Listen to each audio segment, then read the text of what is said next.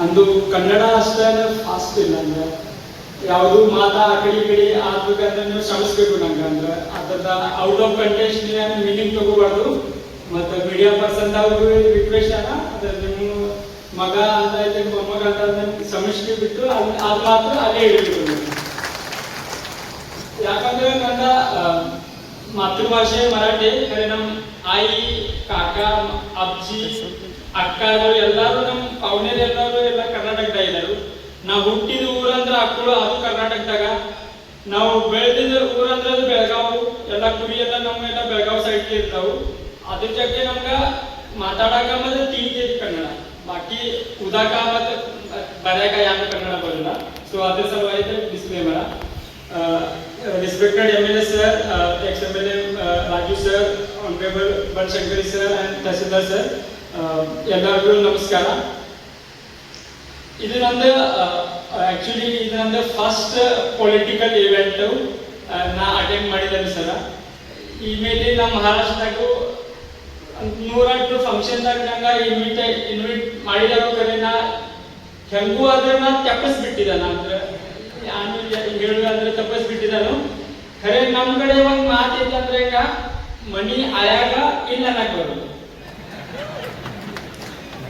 ಅದ್ರ ಸಲುವಾಗಿ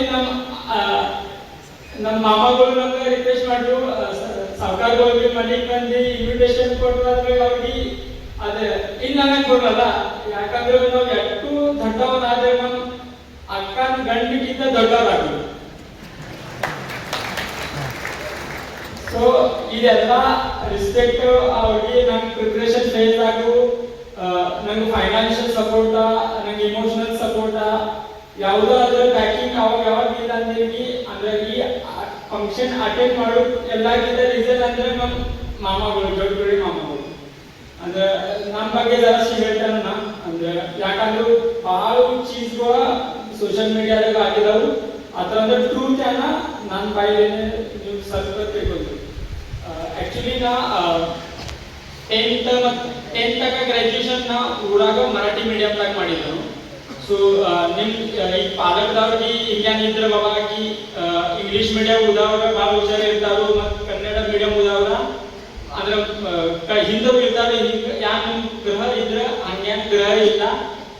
language is just medium, ಅಂದ್ರೆ ನೀವು ಯಾವುದು ಭಾಷೆದಾಗ ಓದಿದ್ರೆ ನಡೀತೈತಿ, ಬರೀ ಓದಾಮ ಚುಡಬೇಕು. ಓಕೆ. ಆಮೇಲೆ ನಾ ನಿಮ್ ಕಡೆ PUC ಅಂದರು, ನಮ್ಮ ಕಡೆ 11th 12th ಅಂದರು ಮರಾಠಿ. ಆ ಕಡೆ ನಾ 11th 12th ಸೈನ್ಸ್ ಮಾಡಿನು. ಆ ಕಡೆ ಮುರುಗುಡ ಊರೈತಿ ಬಾಜುಕ, ಅಲ್ಲೇ 11th 12th ಸೈನ್ಸ್ ಮಾಡಿನು. ಆಮೇಲೆ CET ಕೊಟ್ಟ ಇಂಜಿನಿಯರಿಂಗ್ ಮಾಡಕ ಕಾಲೇಜ್ ಆಫ್ ಇಂಜಿನಿಯರಿಂಗ್ ಪುಣೆ ಅಂತ ನಾ ಎನ್ರೋಲ್ ಮಾಡಿನು.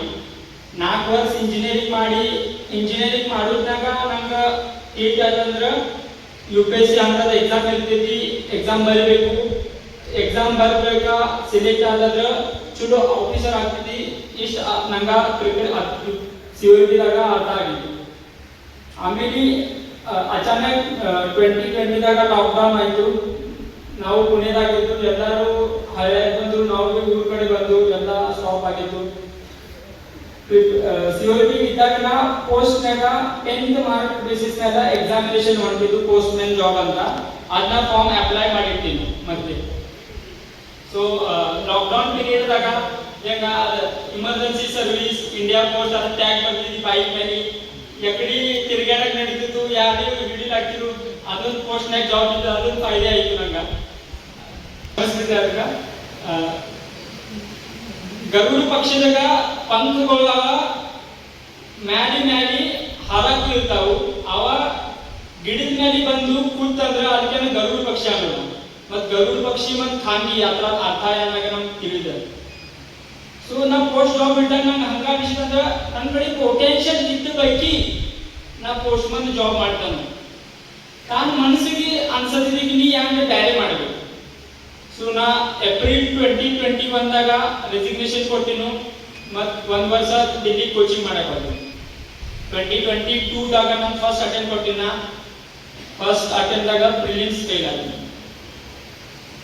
ಪ್ರಿಲಿಮ್ಸ್ ಫೇಲ್ ಆದ್ಮೇಲೆ ಅಷ್ಟೇ ನಂಗೆ ಅಂದ್ರೆ ಕೆಟ್ಟ ಅನಿಸಿಲ್ಲ. ಯಾಕಂದ್ರೆ ನಮ್ಮಂತ ಊರ ಹುಡುಗರಿ ಫಸ್ಟ್ ಅಟೆಂಡ್ ಕ್ವಾಲಿಫೈ ಅಟೆಂಡ್ ನಾವು ಹುಷಾರಿಲ್ಲ. ನಾವು ಜರ ಮೀಡಿಯಂ ಆಗಿದ್ದೆವು, ನಾವು ಜರ 2-3 ಅಟೆಂಡ್ ಹತ್ತವು. ಆ ಮನಸ್ಸಿನಾಗಿತ್ತ ನಾವು ಪ್ರಿಪರೇಷನ್ ಮಾಡಿದ್ವಿ. So attempt first attempt fail ಆಗ ಅಟೆಂಪ್ಟ್ ಟೆಸ್ಟ್ ಅನ್ಸ್ತಿಲ್ಲ. ದಿಲ್ಲಿದಾಗ ಒಂದು ವರ್ಷ ನಿಂತಿಬೇಕು, ಖರ್ಚು ಹೆಚ್ಚಾಗ್ತೈತಿ, ವಾತಾವರಣ ಚಲೋ ಇಲ್ಲ, ಯಾಕಂದ್ರೆ ಎಕ್ಸ್ಟ್ರೀಮ್ ಹೀಟ್ ಮತ್ತೆ ಎಕ್ಸ್ಟ್ರೀಮ್ ಕೋಲ್ಡ್ ಐತಿ. ಅದು ನಮ್ಮ ಕಡೆದವರ ಅಂದ್ರೆ ಯಾರು ಟಾಪಿಕ್ ಆಫ್ ಕ್ಯಾನ್ಸರ್ ತಾಗಿದ್ದವ್ರಿಗೆ ಅವ್ರಿಗೆಲ್ಲ ಸೂಟ್ ಆಗುದಿಲ್ಲ. ನಮ್ಮ ಯಾಕಂದ್ರೆ ನಾ ಬರೀ ಕನ್ನಡ ಇದ್ರೆ ನಾವು ಸೌತ್ ಪ್ಯಾಟರ್ನಾಗ ಇಡ್ಬೋದೇವು, ನಾವು ಸೌತ್ ಅವರು. ಮತ್ ನಂಗೆ ಅಂದ್ರೆ ಬಹಳ ಮಂದಿ ಕೇಳ್ತಾರೆ ನೀ ಮಹಾರಾಷ್ಟ್ರದಾಗ ಕರ್ನಾಟಕ, ನಾ ಎರಡು ಸ್ಟೇಟ್ ಅಂತ.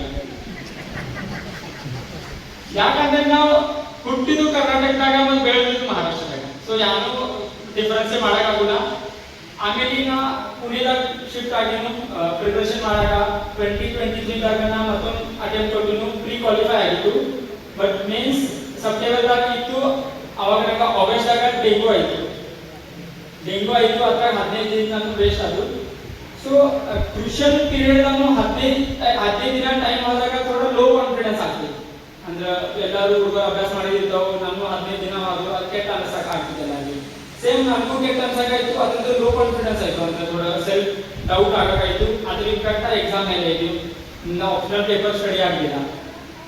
ಆಮೇಲೆ ನಂದ ಆಗಸ್ಟ್ ಆದ್ಮೇಲೆ ನವೆಂಬರ್ದಾಗ ಫಾರೆಸ್ಟ್ ಎಕ್ಸಾಮ್ ಇತ್ತು, ಇಂಡಿಯನ್ ಫಾರೆಸ್ಟ್ ಸರ್ವಿಸ್.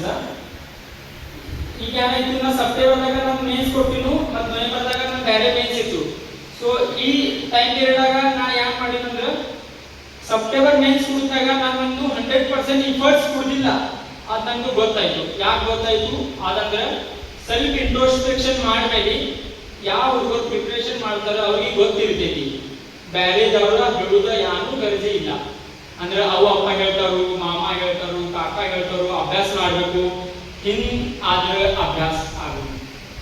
ಯಾಕಂದ್ರೆ ನಮ್ದು ನಿಮ್ದು ಎಲ್ಲಾರ್ದು ರೆಸ್ಪಾನ್ಸಿಬಿಲಿಟಿ ಅನ್ನ ಕುದುರೆಗೆ ನೀರು ತಕ ಒಯ್ಬೇಕು, ನೀರು ಕುಡಿಲಿಕ್ಕೆ ಇಲ್ಲ ಅಂದ್ರೆ ಕುದುರೆ ತರಬೇಕು.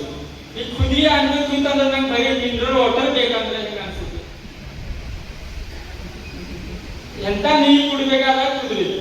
ಸೇಮ್ ಸಿಚುವೇಶನ್ ಹೆಂಗ ನಮ್ದು ಇಫರ್ಟ್ಸ್ ಮಾಡ್ಬೇಕಂತ ನವೆಂಬರ್ 2023ದಾಗ ನಂದು ಫಾರೆಸ್ಟ್ ಮೇನ್ಸ್ ಕೊಟ್ಟಿನು. ನಮ್ಮ ಮೇನ್ಸ್ ರಿಸಲ್ಟ್ ಆಮೇಲೆ ನಾನು ತಿಳಿತು, ನಂದು ಸೆಪ್ಟೆಂಬರ್ ಮೇನ್ಸ್ ಕೊಟ್ಟಿನ. ಮೇನ್ಸ್ 30 ಮಾರ್ಕ್ದಿಂದ ನಾ ಕ್ವಾಲಿಫೈ ಆಗಲಿಲ್ಲ. ಮತ್ತು ಫಾರೆಸ್ಟ್ ಮೇನ್ಸ್ ಅಲ್ಲಿ ನಾನು 100% ಇಫರ್ಟ್ಸ್ ಕೊಟ್ಟಿನು, ಆ ಮೇನ್ಸ 3 ಮಾರ್ಕ್ದಿಂದ ಕ್ವಾಲಿಫೈ ಆಗಲಿಲ್ಲ. ಅಪೇಕ್ಷ ಬಂದಿದ್ದು ನಂದು ಕ್ವಾಲಿಫಿಕೇಶನ್ ಆಗಲಿಲ್ಲಾಗಿತ್ತು. ಇಮೋಷನಲ್ ಎಲ್ಲರೂ ಎನರ್ಜಿ ಸ್ಟ್ರೇನ್ ಆಗೋದಿದ್ದೀವಿ. ಆ ಟೈಮ್ದಾಗ ನಮ್ಮ ಅವ್ರು ಅಪ್ಪ ಅಕ್ಕಗಳು ಎಲ್ಲರೂ ನಂಗೆ ಸಪೋರ್ಟ್ ಮಾಡಿದ್ರು.